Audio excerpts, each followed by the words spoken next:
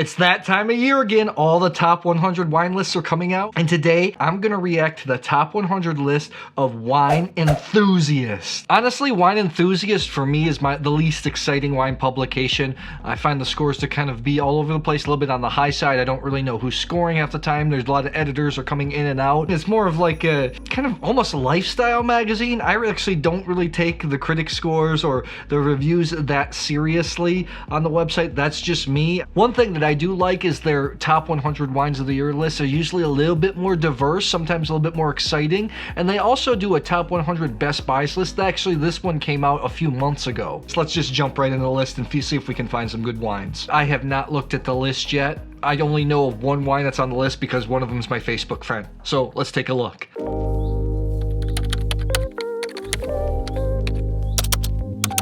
Got my bottle of bubbly here. I'm ready to rock. Let's take a look here. Let's start out at number 100. The Bec Hardy 2021 Semillon Sauvignon Blanc from Adelaide Hills. A lot of people think of Australia as a hot region, but Australia is huge. It's bigger than all of continental Europe, and there are cool pockets like Adelaide Hills. I actually have not had, I know the producer, I've not had this wine. I just pointed out because I love the Semillon coming out of Australia, especially Hunter Valley.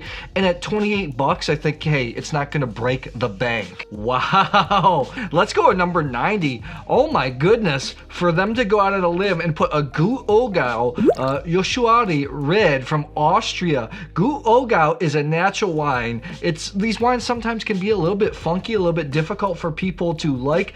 It says red blend. I'm guessing it has Blaufränkisch in it. 93 points, 80 bucks. Wow, good for them. Golan Heights, number 89 from Israel Winery, the Yarden Alone Habashan Vineyard Syrah from Galilee. 93 points, 80 bucks. Golan Heights is a widely distributed brand. You'll find it all over America. Nice wine. I'm actually a huge fan of their Chardonnays. They have their base level Chardonnay, and they have a higher level one as well, which showed up in one of my blind tasting videos. I'll put that below. That's a very good wine. Let's scroll down here. A lot of wines I don't know. That's the thing about the world of wine. You can never know everything about wine. Number 78, the Viña Don Melchor from Chile. This is Cabernet Sauvignon. Wow, 150 bucks now. This is one of the iconic wines of Chile. Yes, it's made by the big company Conche Toro, but you know what? I've had this wine aged before, and I think it's phenomenal if you want to check it out. I mean, 150 bucks, I've seen it for less than that. Oh, Saints Hills, the Le Chiffre Chardonnay from Istria, Croatia. Know this producer really well. This is a big, rich Chardonnay. Actually, I was critical of this in the past, and the owner kind of got a little bit upset at me. Michelle Roland is the consultant here. I know that turns a lot of people off. The wines are excellent in Dalmatia in the south part of Croatia. I find their most exciting wines actually to be their Sveti Roko or their Dingac, which are 100% Plavec Mali, Mediterranean Nebbiolo. Think of a kind of imaginary cross between Barolo and maybe Bando, like with a lot of Mourvedre. That's what you're going to get. Excellent wines. Number 69, the Emilio Moro Ribera del Duero, 50 bucks. Ribera del Duero I have a problem with. Sometimes it can be too fruity, too oaky. I think that this is a nice wine. 50 bucks, you know, it's expensive. But those for the kind of like the big Napa cab style, Ribera del Duero, I think, offers a lot of value for money. I haven't tasted this wine yet, but it showed up in my girls rating guys by Wine Choices video. 4, but he thinks that Riesling from the Finger Lakes is the best in the world, even better than German Riesling. I'll give him an 8.5. What? I love Weimer. Like, he's like my go-to just because they have like 8 different SKUs of just Riesling. The Hermann Weimer 2020 Late Harvest Riesling from Seneca Lake from the Finger Lakes, 25 bucks, 90 points. Late Harvest, so it's gonna be a little bit sweet. That looks good. Number 62, Divisive Wine. The Kendall Jackson 2020 Vintner's Reserve Chardonnay, 91 points, 17 bucks. You find this all over the place. And you know what? It's and you'll find it in supermarkets too. And this is actually a good supermarket wine. I mean, okay, it's got oak, it's got vanilla, it's buttery, but it's a good supermarket Chardonnay. Worth checking out. Number 59, the Herdade del Esprau 2019 Reserva Red from the Alentejo. I absolutely love this wine. It really hasn't went up in price all that much. It's still 25 bucks. It's a blend of things like Trincadera. I think there's some Tempranillo in there. It's just a crazy blend. Like a lot of great Portuguese red wines are blends. I think this is outstanding wine. I was at the estate a few years ago, and the value for money for this is off the chart. I actually think also their their Reserva White is outstanding. It's about the same price. And the good news is you can find these all over America. Good stuff. Number 58, 57. 58 the Wares, 1992 Ultima Single Year Tawny Port. This is a Cojita port, so it comes from a single vintage. I've had this actually before. These kind of ports are just ethereal if you want nutty flavors. Toffee, almond. They're just really unique flavors that you don't really find anywhere else. Really good stuff. Moving down.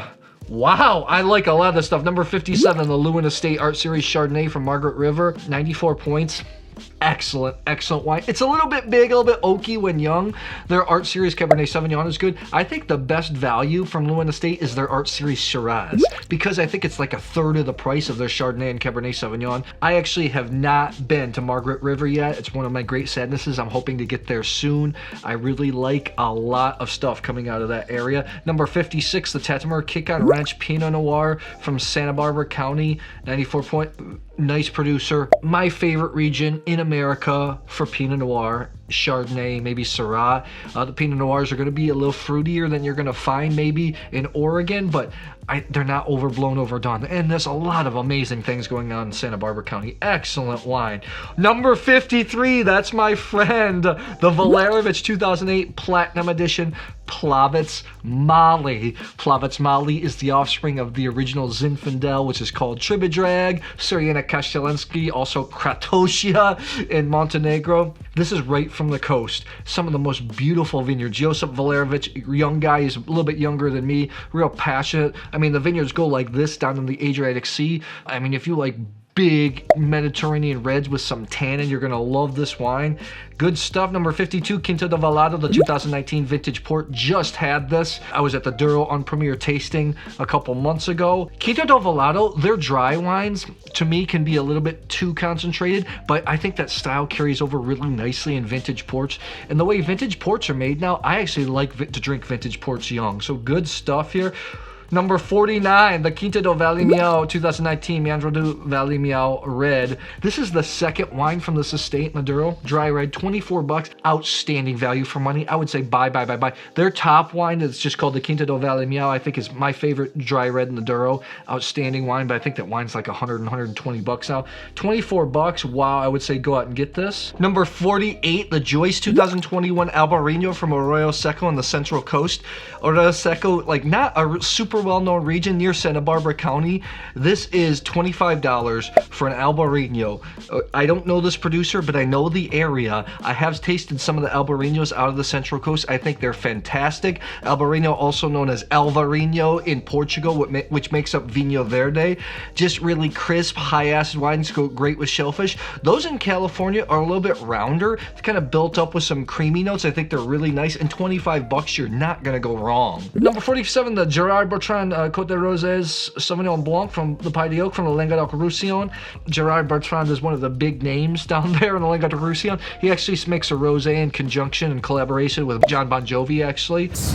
It's my Number 46, the Chateau Eugène, the 2020 Tsar Pierre Legrand from Cahors, 16 bucks. Cahors is one of the spiritual homelands of Malbec. You know, people associate with Argentina, but it is originally a French grape used as a blending grape in Bordeaux as well. And Cahors, it's the star. These are rich, dark wines, a lot of tannins, kind of a little bit savage, which I like. You want to try something unique with pedigree? Go ahead. 16 bucks, wow. 45 and 44, I recommend a lot here. Number 45, we have the Torbreck 2019 Descendant Shiraz. Okay, look, it's expensive. It's 120 bucks, but their Torbreck, their basic GSM wines or their basic Shiraz, I think are outstanding. I think in the States you can get them for less than 20 bucks. The number 44, the Montes Folly Alpha Syrah from Chile. Really good wine. It's not quite Australian Shiraz. It's not quite French Syrah. It's in between. It's fruity. You got dark fruits. You got pepper notes. But you got like this tangerine peel-like acidity that I like in Shiraz. Number 43, very good value for money, and you can find it everywhere. The Castello di Nieve. Nieve is one of the towns in Barbaresco. 2019 Barbaresco. I've got some videos coming up featuring Barbaresco as a place where I still think you can find some value values. People that like Barolo sometimes are getting priced out of that area. Barbaresco, you're going to get a lot more value. Some small producers. This is a bigger producer. I can't remember if this is, no, this is not a cooperative, but good wine. Number 42, the Fontrenza 2018 Albariño Rosso di Montalcino from Tuscany. Not a cheap wine, 43 bucks. Rosso di Montalcinos are some of my favorite wines in Tuscany. You have the Brunello di Montalcinos, which are the first wine. The Rosso di Montalcinos are the wines that can be sold a little fresher. I like them. They're usually a lot less oaked. Beautiful wines sometimes. In the US, you're going to get them under 30. When you're there in Europe, when you're there, sometimes you get them under 10 bucks. The only problem is, usually with wine, you have like a pyramid where the base you're making the most entry-level wine, and then as you go up the peak, that's you make the least amount of the flagship wine. And Brunello di Montalcino is like an inverted triangle. They make a lot of Brunello and not so much Rosso di Montalcino. I'd like to see that change. Number 40, the Marjoram 2018 M5 Reserve Red. I'm a huge fan of this wine. 40 bucks. I've seen it cheaper, even that GSM blend. Grenache Syrah Mourvedre. Chateauneuf de Pop lovers. Okay, it's not going to taste exactly like a Chateauneuf de Pop. It's a California Chateauneuf de Pop, but I think this is excellent. Number 39, the Marqués de Riscal Grand Reserva from Rioja. 45 bucks. Rioja, I like how it's not like so trendy anymore because you can get great values for money. I think the Marqués de Riscal Reserva is only like 20 bucks or something like it. And if you've ever been to this estate before, it's beautiful. It was designed by the same architect that did a famous museum. I can't remember his name by off chance, but it's an outstanding estate. It's worth checking out. Okay, number 36, the Fili Luigi Odero 2018 Vigneron de Barolo. I don't have the price here. I like this producer a lot. Brought in by Rosenthal Merchants. Here's the thing, you have to look on the back of the label. In America, you'll see the wine is imported by, and if you start to find wines that you are liking from the same import and have the same importer, maybe you should just start following that importer. Rosenthal, kind of minimal, likes more minimal intervention wines. I'm a huge fan of his portfolio, worth checking out. If you really want to look for some values and some unique wines, I do like the Wine Enthusiast list. I think a little bit better than the Wine Spectator list. Obviously, James Suckling is all pedigreed producers. There's some unique stuff here. I got to give them props. Number 34, the Quinta do Porto 2014 late bottle vintage port, 91 points, 32 bucks. Late bottle vintage. They are the best deal when it comes to ports, fortified wines. What you do with vintage port is usually they're kept in wood, I think about 18 months, and then you put them in the bottle. And that's what happens. All the aging, all the magic happens in the bottle. With late bottle vintage port, they stay aging in oak for just a little bit longer, so they're a little bit more mature, a little bit easier to drink. Then they're put in the bottle. They're meant to be approached younger. However, if you see LBV unfiltered, those are kind of made in the same style as vintage ports, and they can age really, really well too. Worth checking out. Number 31, the Miguel Torres 2009 Familia Torres Secret del Priorat Red. Miguel Torres, a humongous company. I know maybe people will turn their eyes up, but Priorat wines usually not so cheap. You think of, they're made of Garnacha, Carignana, which is Grenache, Carignan. Sometimes can have some Merlot, Cabernet Sauvignon, Syrah blended into them. They're usually expensive, 30 bucks. Jump right in if you want to get the taste of Priorat. These are rich wines, a little bit more fruitier, I think, than Chateauneuf de Pop, but wines are kind of held in the same esteem. I was just there last year at this time. Priorat is an incredible region. It's almost like it's lost in time. It's really an effort to get over there in Catalunya. Number 30, the Reynard 2010 Dom Reynard Blanc de Blanc's Extra Brut Chardonnay. It's 282 bucks. It's a special cuvee from a champagne house. I think the Reynard Blanc de Blanc's, just entry-level non-vintage champagne. I am drinking a champagne right now, actually, is phenomenal. I think that one's maybe under 50 bucks. You get the same house style. Oh, the Jurtschitsch 2019 Ried Scheckenbickel Gruner Veltliner Camto from Austria, 50 bucks, 92 points. Good producer, but if you see an Austrian Gruner Veltliner, I just say get it. You can get them sometimes under 20 bucks, and I think they're just excellent wines. People that like Sauvignon Blanc are going to like them. They have the snappy grassiness. You know, when I say that, some people hate Sauvignon Blanc, so don't be offended if you hate Sauvignon Blanc. I think you still like it too, because they are a little bit toned back. They're not as explosive, really food-friendly, limey flavors. I'm a big, big fan. Number 20, Stolpman, the 2021 GSM Ballard Canyon Central Coast, 40 bucks, 94 points. Stolpman, their entire portfolio is really good. They even make some inexpensive, they make one wine called the Para Maria. I think it's like 25 bucks. It's a blend and they donate, like all the proceeds go to all their workers. Their Syrah is also excellent wine. Number 19, the Royal Tokaji 2017 St. Tamás Single Vineyard 6 Petunias Tokaji, 99 points, 135 bucks. I've had the 16 is what, or the 15 or 16. This is one of the best vineyards in Tokaji. I'm there often. This is just an outstanding. And if you've never had a sweet Tokaji, please just have one. Even people that say they don't like sweet wines, when they have Tokaji for the first time, it just has so much acidity. It washes away all the sweetness. It feels dry at the end. It's just a real magical experience. Here's a hot tip. This is expensive. If you can find the Royal Tokaji 6 Petunias regular without the single vineyard, or even more affordable, the Royal Tokaji 5 Petunias Tokaji Aszú, I think is an outstanding wine. I don't know what it is in the US, maybe it's 50 bucks. I know in Europe it's like less than 20. When I'm in Hungary, I drink a lot of that. Number 18, Craggy Range 2019 Temuna Road Vineyard Single Vineyard Pinot Noir from Martinborough, 95 points, 47 bucks. I talked about it, I think, in the James Suckling reaction video. I'm a huge fan of Martinborough Pinot Noirs. Central Otago gets all the press. I think Martinborough, the structure is really nice. Sometimes Central Otago can be just a little bit too fruity for me. Martinborough just has this nice balance. I think it's outstanding. Number 17, the D Vajra 2018 Ravera Barolo, 93 points, 90 bucks. D Vajra is the producer that made me fall in love with Barolo. Their entry-level Albe. You can find it for 40 bucks, sometimes less than that around the world, especially in the US. I think it's awesome wine. You'll see that in an upcoming video, actually. I would recommend that. Of course, you have the Ravera is a great vineyard. It's a great vineyard in Barolo. The Albe is just a more affordable and more approachable young. Number 10, the Escarpment 2019 from Martinborough, again, New Zealand. 95 points, 45 more affordable than the Craggy range. Check this out. Number 8, I'm a huge fan of this wine. The Charles Heidsieck non-vintage Blanc de Blanc Brut Chardonnay, 94 points, 100 bucks. I thought it was cheaper than that. Charles Heidsieck is kind of more the premium brand of Piper Heidsieck.